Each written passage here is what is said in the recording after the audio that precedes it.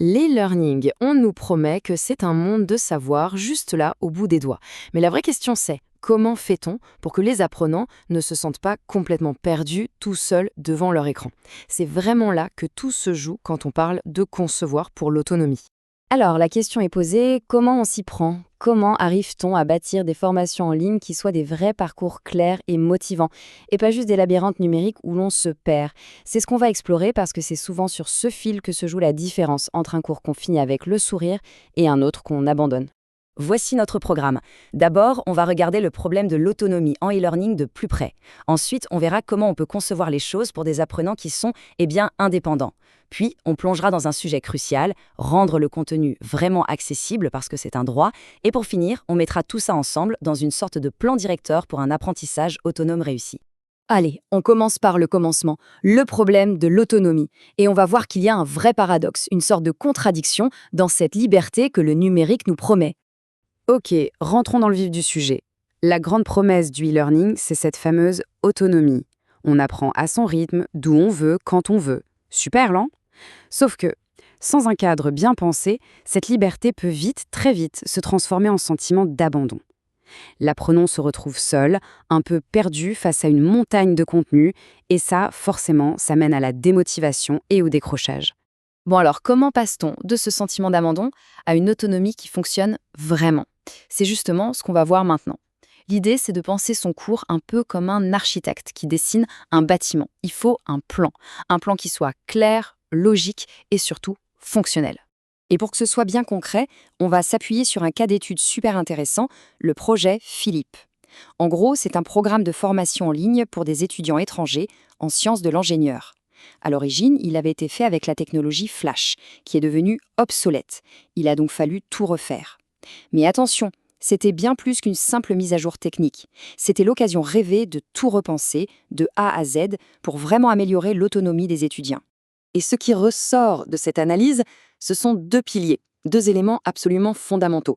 D'un côté, il y a l'ergonomie. C'est-à-dire, est-ce que c'est facile de naviguer? Est-ce que la plateforme est intuitive? Et de l'autre côté, on a la structure du contenu. Est-ce que les modules s'enchaînent de manière logique? Est-ce que le parcours pédagogique a du sens? En fait, pour que ça marche, il faut les deux. L'un ne va pas sans l'autre. Et attention, ça ne sort pas de nulle part. Cette approche, elle est très bien documentée. Elle vient d'un mémoire de master de 2022 de l'université Grenoble-Alpes, rédigé par Mohamed Cherif Diallo. C'est cette recherche qui nous donne ce cadre d'analyse super puissant, basé sur cette interaction entre l'ergonomie, d'un côté, et la façon dont les contenus sont structurés, de l'autre.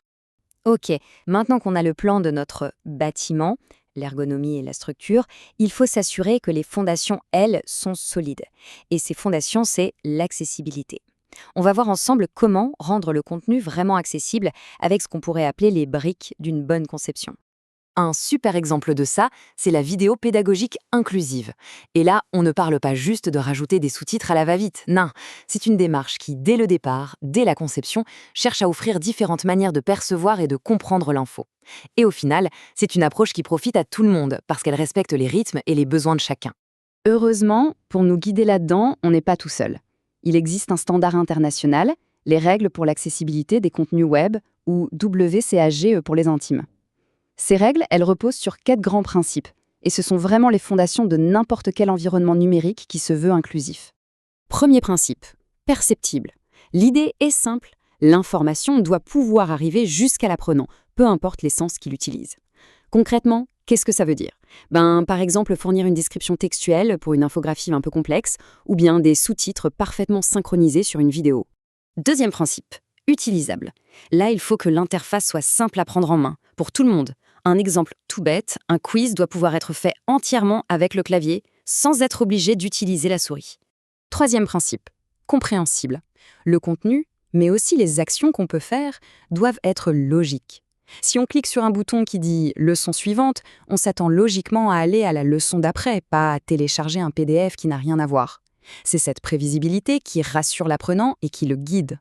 Et enfin, le quatrième et dernier principe, robuste. Ça veut dire que le cours doit fonctionner de manière fiable, que ce soit sur un ordinateur portable, une tablette ou avec un lecteur d'écran pour une personne malvoyante. La technologie ne doit jamais être un obstacle à l'apprentissage. Et tout ça, ça nous amène à un point qui est vraiment crucial. L'accessibilité, Ce n'est pas juste une bonne pratique, une option sympa à avoir. Comme on va le voir maintenant, c'est un droit. Cette phrase, elle résume tout. L'accessibilité numérique est un droit fondamental. Ce n'est pas rien. Ça veut dire qu'il s'agit de garantir que tout le monde ait le même accès à l'éducation, à l'information, à la culture, sans aucune discrimination. Et d'ailleurs, ce droit, il est inscrit dans la loi dans beaucoup de pays. En France, par exemple, on a la loi Handicap ou la loi pour une république numérique qui l'encadre. Et pour le mettre en pratique, il y a des référentiels techniques très précis, comme les fameux WCAG ou le RGAA, qui donnent les critères à suivre. Bon, alors, comment on met toutes ces pièces du puzzle ensemble? C'est le moment de voir comment appliquer ce plan directeur pour créer un apprentissage vraiment autonome.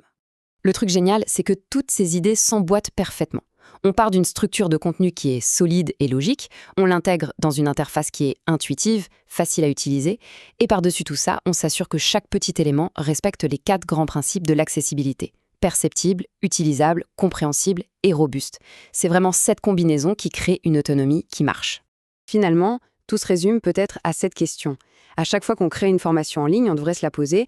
Est-ce qu'on est en train de construire des murs qui excluent des gens ou est-ce qu'on est en train d'ouvrir des portes qui donnent accès au savoir pour toutes et tous?